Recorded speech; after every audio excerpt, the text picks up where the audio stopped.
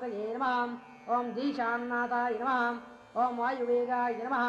ॐ गवां पतये नमः ॐ अभ्रपिणीने नमः ॐ पृथिवीरूपाय नमः ॐ तेजोरूपाय नमः ॐ अनिलाय नमः ॐ अमराय नमः ॐ आकाशरूपिणे नमः ॐ नादज्ञाय नमः ॐ रागज्ञाय नमः ॐ सर्वगाय नमः ॐ खगाय नमः ॐ अगाधाय नमः ॐ धर्मशास्त्रज्ञाय नमः ॐ एकराजे नमः ॐ निर्मलाय नमः ॐ विभवे नमः